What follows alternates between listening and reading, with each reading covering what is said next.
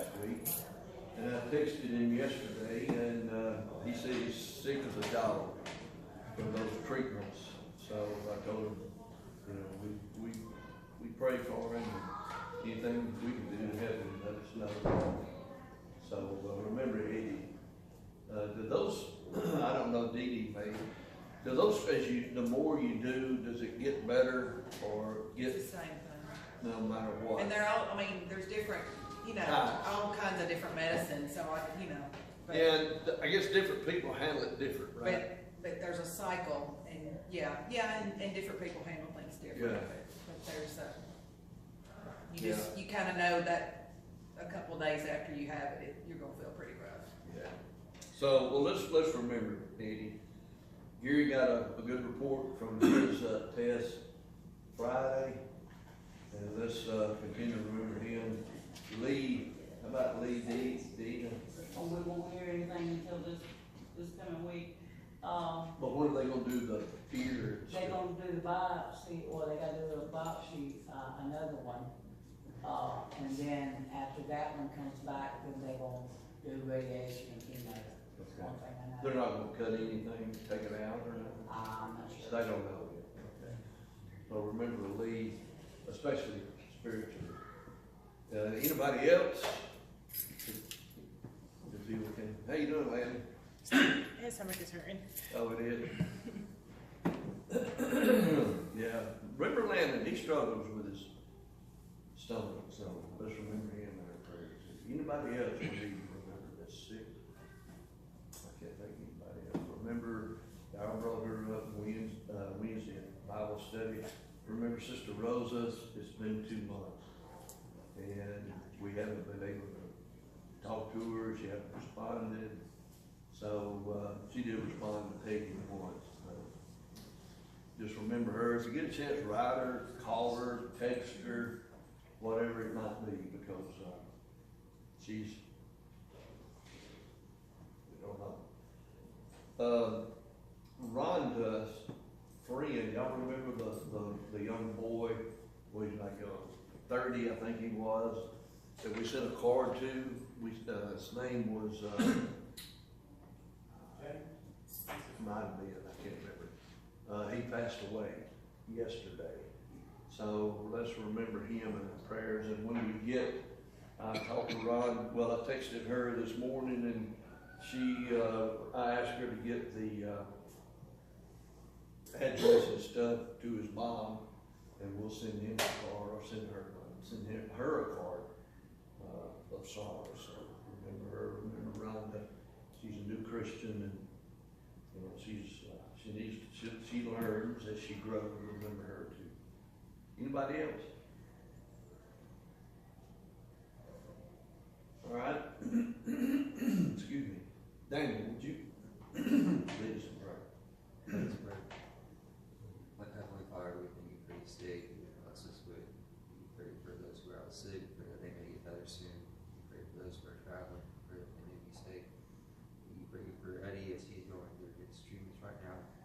We pray that everything we do may be acceptable in your sight today. In Jesus' name, amen. Amen. We talked about last week, we talked about trials and tribulation, and we're going to continue that this morning. We're going to look at several passages of Scripture. And, you know, life is full of challenges. If you read James chapter 5, verses 1 through verse 6, we covered that the last couple of weeks.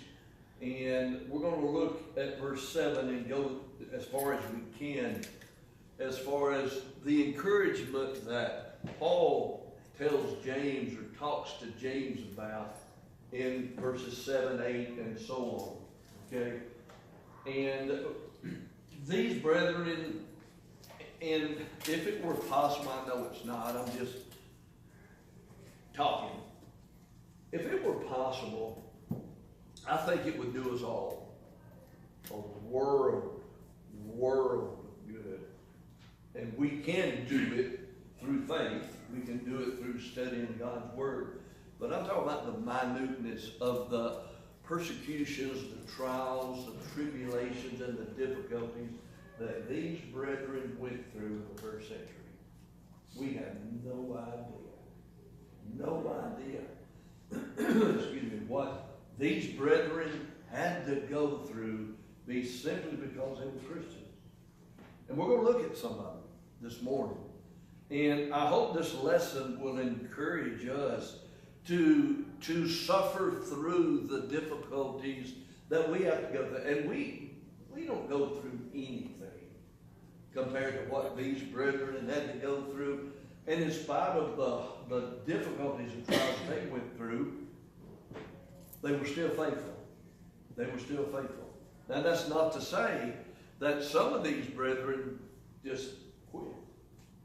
They give up.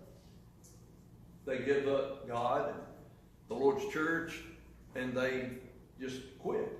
Okay? And we're going to look at a couple of examples of that. But there were some that stayed steadfast no matter what, in spite of the trials and tribulations and difficulties that they were going through. So we're not going to read verses 1 through verse 6 in the book of James chapter 5. But as we began last week in verse 7, as James told these brethren, he told them in the very first part of James chapter 7, therefore, and the word therefore has reference back to verses 1 through verse 6. And the way they were treated, the way that these rich people treated them, and these rich people would trust in their gold or silver. And James described their possessions, their physical possessions, if you look, as corrupted, moth-eaten, corroded, corrosion. And in essence, he said, don't lay your treasures up here. Don't lay them up here, because that's what's going to happen to them, no matter what. So he says in verse 7, therefore, due to this fact, verses 1 through verse 6, he said, be patient. Now, we look at us, and if somebody, and I'm going through difficulties, and I'm going through trials, and I'm going through tribulations in my life, and I'm not minimizing that we go through trials and tribulations here. I mean, we do. We go through sorrows and we go through difficulties. I'm not trying to minimize our own struggles. But compared to these brethren, I think, when it comes to physical punishment and other things, mental things that they had to go through, I think it would be good if we were able, through Scripture, to go back and look at it and see what they went through, okay? So, James says, therefore, be patient, brethren. Be patient. If I'm going through, Brenda, if you're going through a struggle, I mean a bad struggle, okay? And you just tell me, because we've all been through them, okay? Probably everybody in here. If you're going through a struggle, I mean, it's hard, okay? And it's not been a day or two, but it's something that you've been going through for months. Let's take Dee, okay? And let's, if you don't mind, Dee, we'll use your family too. And somebody says, hey, just be patient. What would be your first response? No. Can you say it? I mean, what would be your first response? Just be patient. You'd be angry. Yeah, you'd say, you mean you're telling me to be patient? Do you know what I'm going through? Do you know the difficulties and the trials that I'm going through? Well, maybe I don't. Maybe I don't. Maybe personally I don't know your struggles and I don't know your difficulties, but who does? Who does know your struggles? Huh? God knows.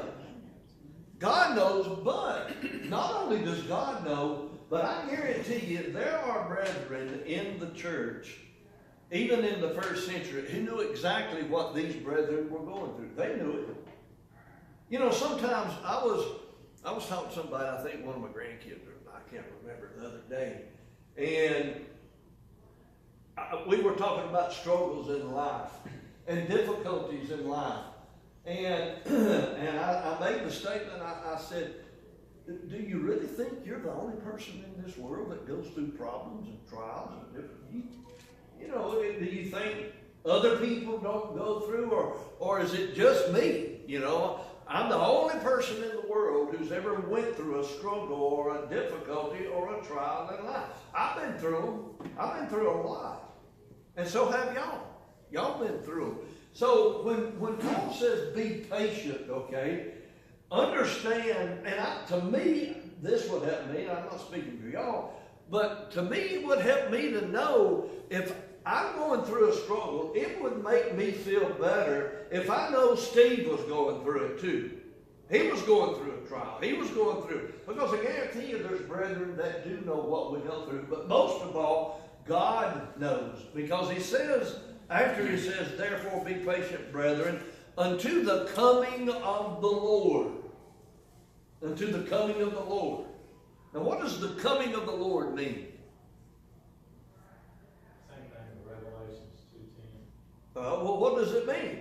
True life, true death. Jesus comes. To the Lord coming. Be patient until the coming of the Lord. So, how is that going to encourage me to be patient? Be patient, Brenda, until the coming of the Lord. All right? Now, when James said this in James 5, that was 2,000 years ago. Could the Lord have come back then? Sure.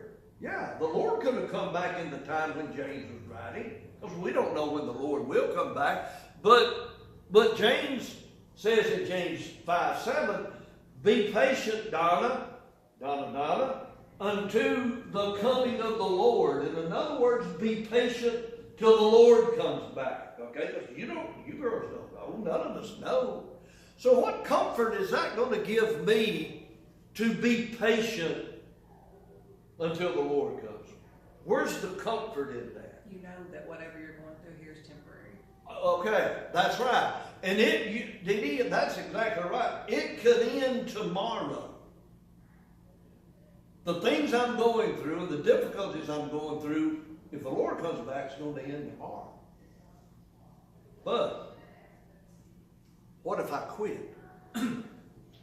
What if I give up? What if I leave the Lord? What's going to happen? Pretty easy. What's going to happen? What's going to happen? You're going to lose your soul.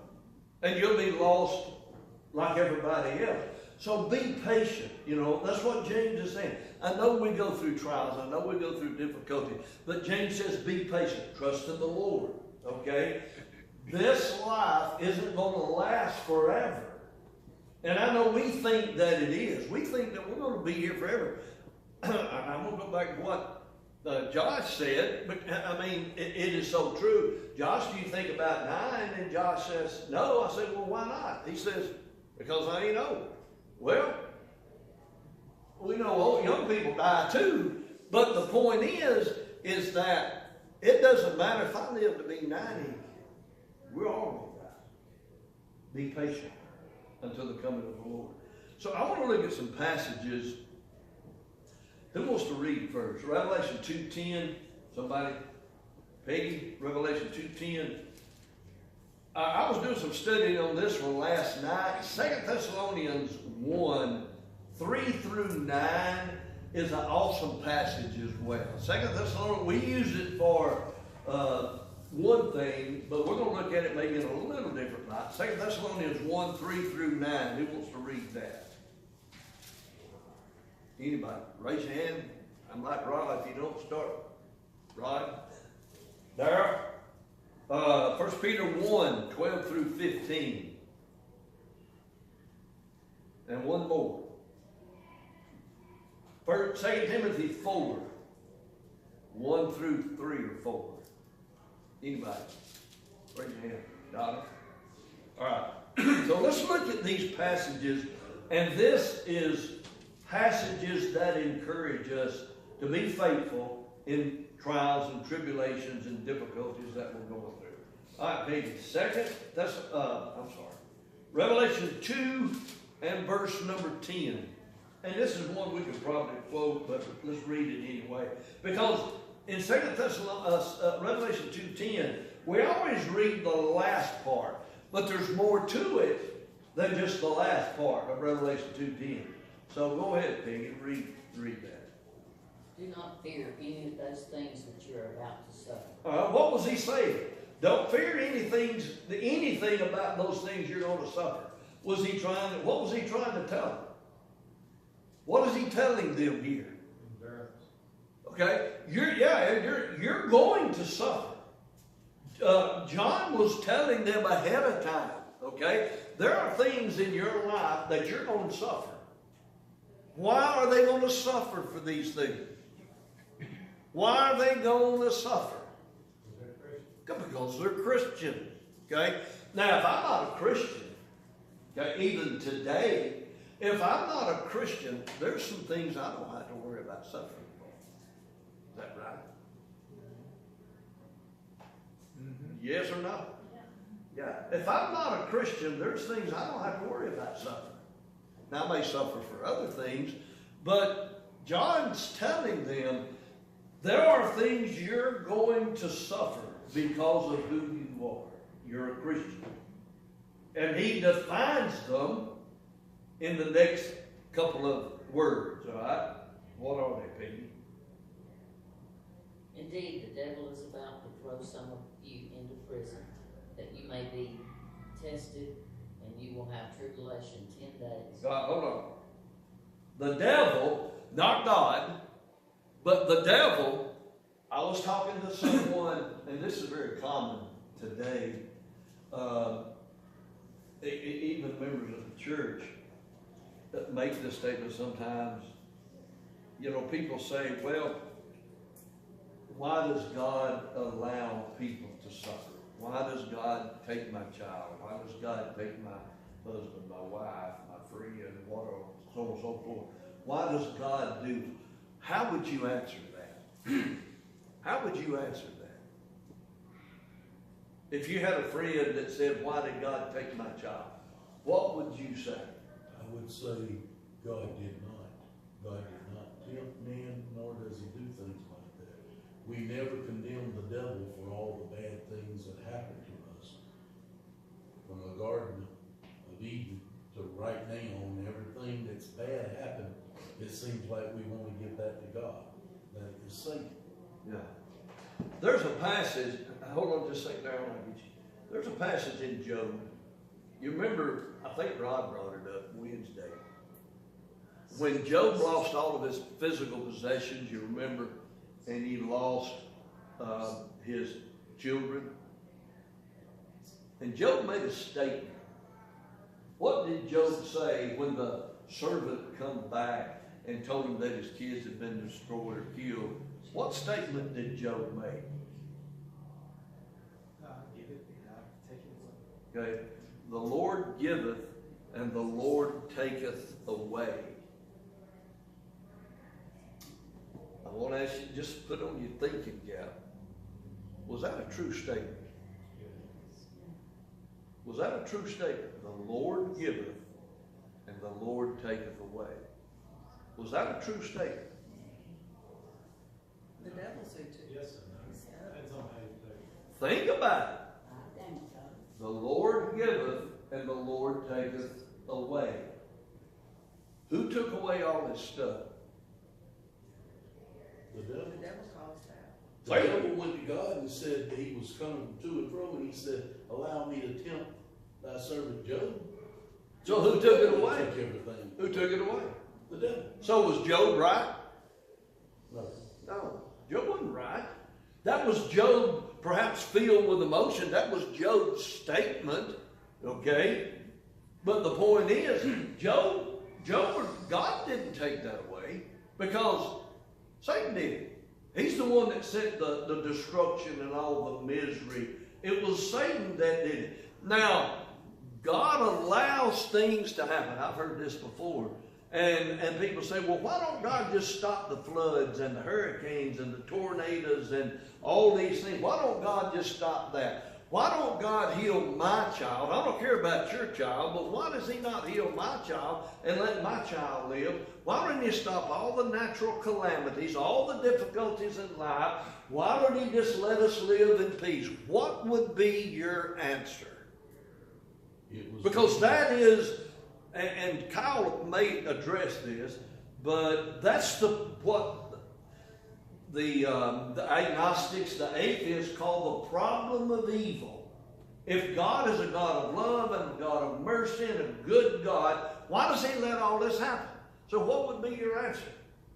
It was man who unleashed sin into the world. Gotta give everybody a free choice, and what some people do cause other people to get hurt. It's just, Do the innocent suffer? Yeah. If you got a drunk going down the road right here, and that drunk runs into and kills a family, which I saw on the news the other day, kills a family of 5, did God do that? No, it wasn't their fault, it was the other person's fault, okay? So, yeah, Darryl, do you have? Yeah, okay, go back to your original question. How come God how you phrased it, how come God let my son die? Is that what you said earlier? Yeah. My one die? My response would be, how come you and mankind caused my son to suffer and die for your sake? Because of man's mistake. Okay? Yeah, the Garden of Eden. In other words, think about this. Think about this situation.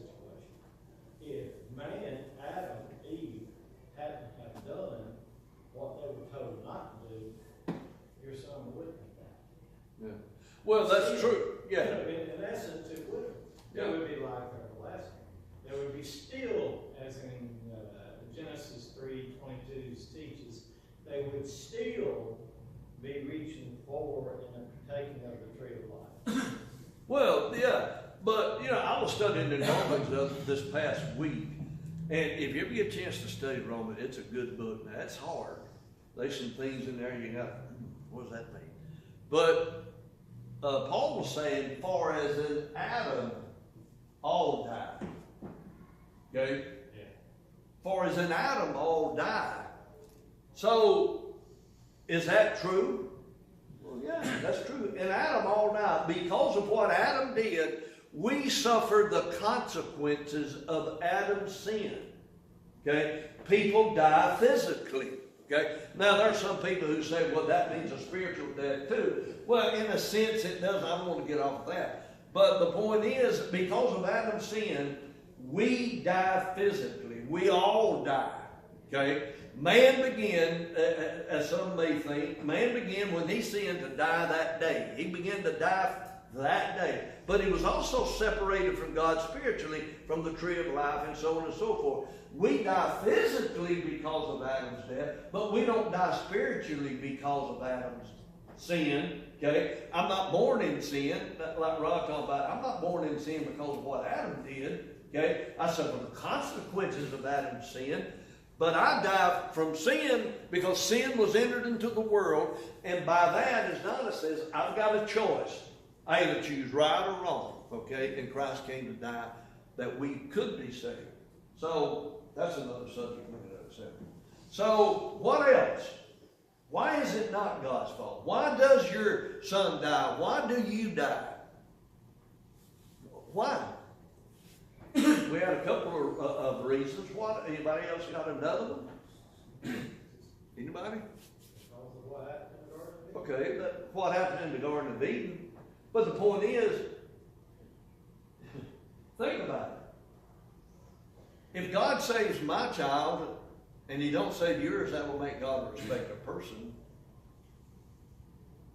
But if God did that, what will happen? If He saves every person's child, nobody would ever die. We'd never die. Okay? But we're going to die because of who we are. Alright? So go ahead and read, Peggy. Wait a minute. That you may be tested. So here's another question quickly. We'll get into it in another passage. What does he mean, you will be tested? What does John mean? Some of you will be tested. What does that mean? Come on, guys. Y'all know what that means. What does that mean? Your faith is tested.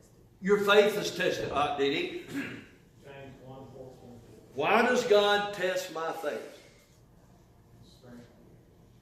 Why? Why does God test my faith? Does God try me? Does God test me? Does He prove me?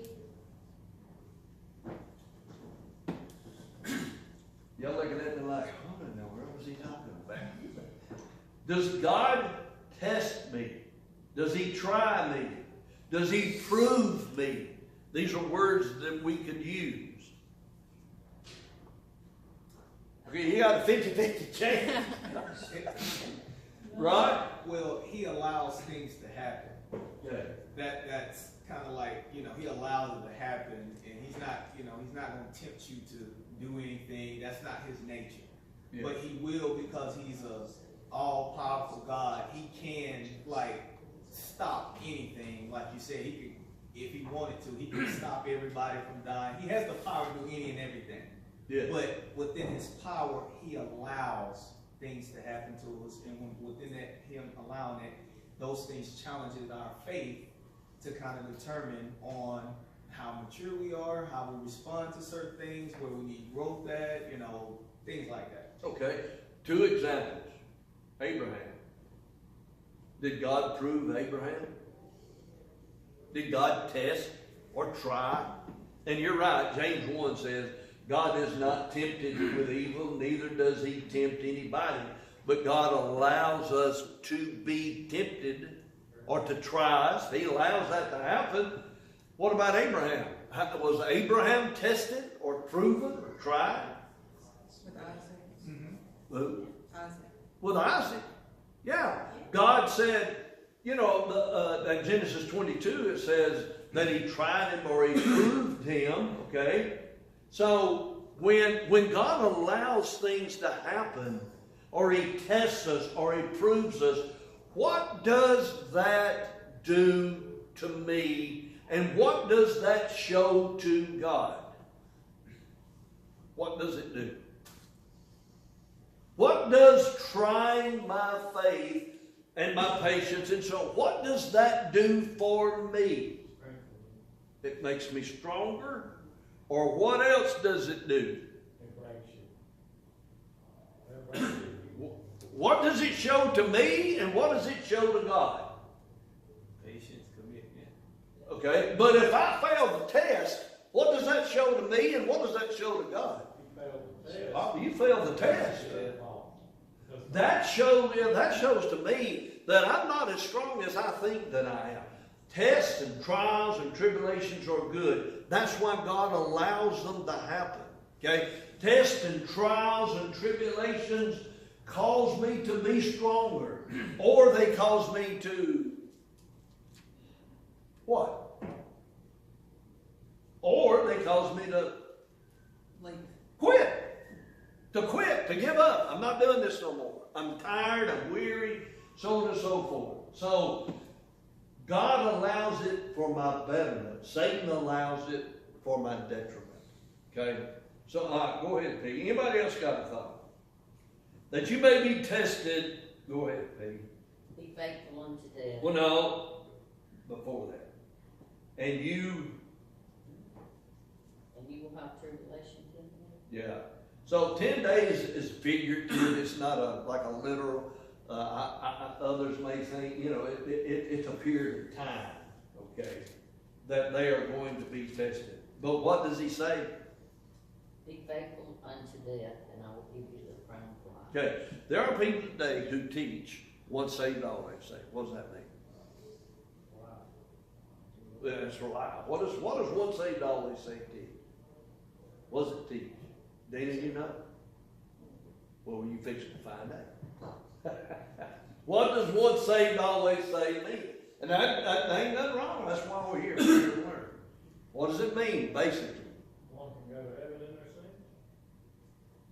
Okay, but what does once saved, always saved mean?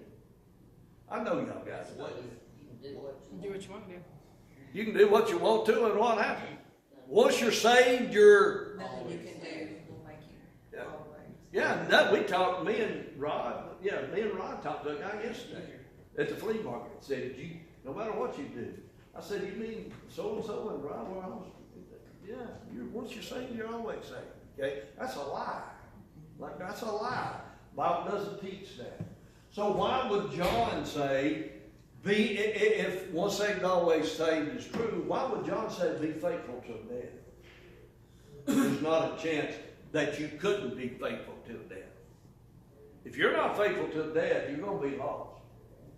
And then that word unto means even into death. You be faithful even if it means taking your life. If you're faithful to death, that means if you give up a day before and say, I'm quitting, I'm through, and you die the next day, you're lost. We're to be faithful into death. And then what's going to happen? We'll get a crown of life. That's what he said. Okay? All right. Anybody got a thought? Wes, Yeah. 1 Corinthians 10:13 tells us basically where you're at there. If we do our part and we do our best, God is faithful. He's not going to let us be tempted above that level there. But will, with the temptation, open the door. If we take that door, that we can get through, we can get through it. It's going to be hard, but we can get through it. We have a rescue. Yeah. We have a rescue. God will provide a way. It depends on whether I want to go through the door or not. Yeah. That's right. All right. Who's got 2 Thessalonians 1? What is it, again? Well, 2 Thessalonians chapter 1, verse 3, starting. Now, these are to help us understand we're going to go through trials. But in these passages, inspiration gives us remedies to help us through these trials. Okay? God doesn't say, Donna, you be faithful until death. And God just throws you out into the world, into the wolves, and He don't say you either sink or swim. God, that wouldn't be a just God. God says, Donnas, y'all be faithful till death. But here's what I'm going to do. I'm going to help you. Your brethren's going to help you. I've got a word that's going to help you be faithful. But what must I do? If God says, here's the remedy, here's the instructions that's going to help you be faithful. Here it is. What do I do? I got to do it. Okay? I got to apply what He says to my life. That's my choice. That's freedom of choice. This book, Daniel, right here, is God's instructions on how to be faithful. It's His instructions. He says, you study this book and you'll grow. But if I take that book and I lay it on my coffee table, I don't know, do we have coffee? People have coffee tables today? You got one? I think they're, most of the time they're out of date. But Daniel, if you and I want to go to heaven, I got to study this book. And if I don't, I'm going to fail. I guarantee you you'll fail. Well, not me, God does. I got to study to apply it to my life. And this is what God helps us to do through His Word. Listen to the things that Paul says in 2 Thessalonians 1, starting in verse 3, Brother Rod. Okay. And you want me to read until 9? Well, no, I'll stop. Oh, okay. I'll stop it like I kind of did, Pete. Yeah, all right. If you don't mind. We are bound to thank God always for you, brethren, as it is fitting, because your faith grows exceedingly, and the love of every one of you all abounds toward each other. All right, a couple of things in this passage. We're bound to thank God for you, brethren. Why? Why did He thank God for them? He says, and it is fitting because your faith grows exceedingly. How does my faith grow? Lord, increase my faith. How does my faith grow? Studying Romans 10:17. Studying the book. And not just studying it, but applying it to my life. Be ye doers of the word. I gotta do what, I gotta read it, study it, and then I gotta apply it, okay? And the love of every one of you abounds toward each other. Now, we may read through that, and may we, okay, that's good. But the love of each one of you abounds towards another. What does he mean here? The love that you have for one another abounds towards one another. What does that mean? What does that mean when you're going through trials and tribulations? What does that phrase mean? If you're wrong, it don't matter. Just, what does that mean? What do you think James means? Increases your faith. But what does he mean? The love of every one of you all abounds toward each other. Because when we're going through our trials and tribulations, we support and help one another. That's exactly right. That's exactly right. It's like a family. God doesn't say, here, you're out there by yourself, I'm going to help you. But that means that my brethren help me through difficulties and trials and tribulations. I know that if I have problems and I have trials and I have tribulations, who am I going to go through? Let's say my family, Steve, your family's not, I don't know, I'm just saying, your family's not members of the church. They don't know what it's like to go through the struggles of a Christian, the difficulties of a Christian, but you've got a faithful congregation where you attend, and you have a tremendous love for them, and they got a tremendous love for you, and you got trials and tribulations in your life. Who are you going to? You're going to your church family. Why? Why are you going to your church family, Dina? Well, whatever you were going to say. That was what I was gonna say, because you wouldn't go to someone that's not a Christian, Why? because, they will lead you in the wrong way. Okay. And do the people at work that aren't Christians and they don't care about living right, do they understand how much you want to live right? And how is somebody in the world going to help you be faithful? Well, they're not. No. And that's why James says, or Paul does, if we have a love and a care for one another, he says that's why they were able to endure the trials and tribulations of life. If I'm here as a member of this congregation and I don't even know who is here or who the membership is, and I come, I go, and I come and I go, and that's all I do. What am I going to do when things get hard and things get tough and things get difficult? I know that I can go to people in the church and they can help me. I know I can go to people in the church. They won't criticize me and downgrade me. Well, what's wrong with you? Are you just that weak? They won't do that. They'll help me be what I need to be. And that's exactly what Paul was saying. Okay? They had a tremendous love for one another. So how do you learn to love? How do you learn to love? Do you and we'll use you and Jason. If you don't mind. Okay.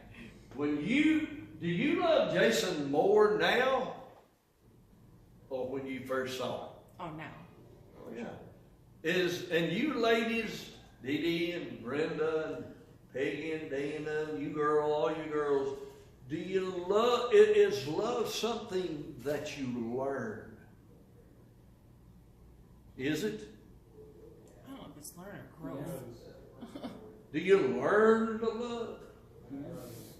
You know, these kids, I'm going to use Anna, she ain't in here. And, you know, she sees this guy, she got a guy at school. What's his name? Mason. And I said, well, I'm going to have to meet this guy. Oh, you need to meet him. I don't want you talking to him. And she loves, you know how they are. You girls are that way. I was that way when we was at school. They love. They have no idea what love is, do they? Because it's a growing, you learn to love, okay? And that's what we do. We learn to love one another and to help one another and to encourage one another. And that's how we grow in our love for one another, okay? I'm going to use Josh as an example. You know, Josh is quiet, and I'm kind of quiet. Not really, but Josh has been working with us, and I've learned to love Josh more. He's, you know, we'll talk at work and so on and so forth. But what if I never talked to Josh? Eric knows. Eric knows he works with him too. What if I never spend time with Josh? What if I never spend time with Daniel? No. Or Landon. What if Landon has worked with us, and these boys are good workers. They are. But if I don't spend time with them, I don't learn. Gary, Rod, Darryl, Buddy, Eric, Sam. We spend hours with one another at the flea market, and we have a wonderful time. But we love one another, and we look forward to it. Do you look forward to it, Gary? Yeah, I love that. I love trying to reach those other laws, but I love spending time with brethren, okay? And that builds a bond with us. It don't happen by accident. It doesn't. It's because you put the effort forward. And that's how we love. And that's God's way of helping me through the trials and tribulations and the difficulties of life. I'm going to tell you this, and I'm going to get done. I don't have, and I was talking to Gary the other day, I don't have friends, per se. Because all my friends are members of the church. That's the people that I'm the closest to. I'm closer to brethren in this congregation than I am my own family. That's true. And that ain't a lie. Because I spend a lot more time with you, brethren, than I do with my own family. You do it because that's what you want. Dana, you. Because all around, maybe some of your other family are not Christians. Yeah, that's true. Do you have, and I know you have blood in common with your family, but nothing spiritual that's going to be eternal. Because when your family dies or you die, that's it. If they're not Christians, you won't see them anymore. If you're faithful. That's why we have a bond together that lasts, not just here, but lasts in eternity. And that's the truth. Okay. Anybody else? Verse 4, Brother Rod. We got a couple of minutes. Okay. So that we ourselves boast of you among the churches of God for your patience and faith and all your persecutions and tribulations that you endure. Okay. A couple of things here. We won't get through this verse. But he says, and this, notice what he says, even among other congregations, your faith and your love for one another is known. Okay? Is known. For you've known for your patience and faith in all your persecutions and tribulations. Their faith and their patience go together with their tribulations and their sufferings or their persecutions. How is faith and patience linked together with persecutions and trials? How are they linked together? What does faith and patience have to do with persecutions and tribulations? What does it have to do with one another? When you have persecutions and tribulations in your life, and you're going to have them as we all have, what good does faith and patience have? What good does it do, right? Where you have to be patient, because just like you said, when you're in relationship, we're gonna go through everything, and it's a test per se. We clarify what test is, but you have to have faith and your faith has to be in God and His Word, because you don't know how long you're gonna have to go through it. You don't know the outcome.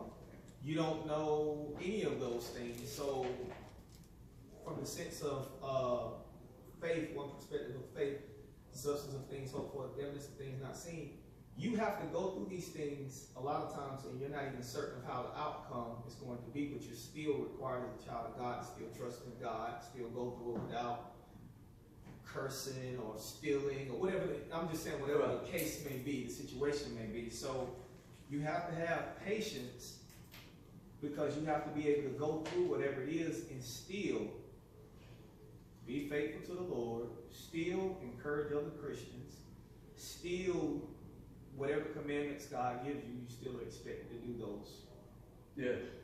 So, that begs the question, can you go through tribulations and persecutions without faith and patience? Can you? You can. Well, Do I? You can. Yeah. But what I mean is, can you do it and still be faithful to God? No. No. So here's another question. Which comes first, faith or patience? Which comes first? Faith. Yeah. Without faith, you ain't going to have patience. Like Rod said, faith comes by hearing, Romans 10, and hearing by the word of God. Faith creates patience. How, and that'll be our last question for the day, how does faith create patience? How does my faith, God's faith, create patience? Creates understanding. But how does it create patience? If I don't have faith in God and faith in what He says, here's the thing. The promises of God are sure and steadfast. This is a promise of God, one of multitudes. Be faithful till death, and I'll give thee the crown of life. Do you believe that? That's faith. If my faith is what it should be, then it will help me be patient. You know why?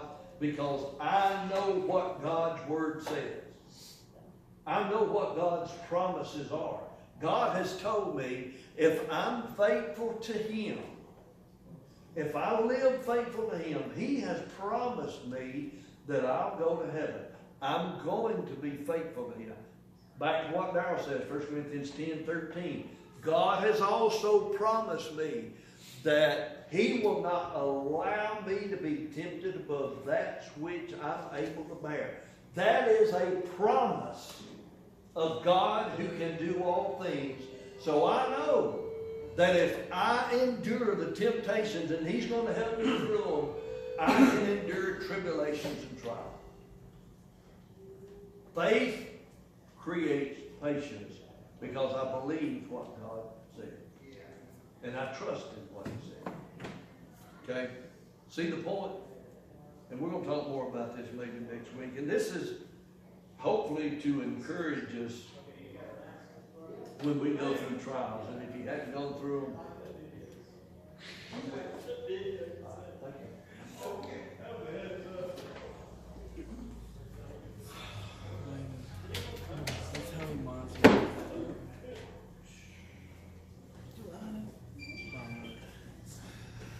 Soda water.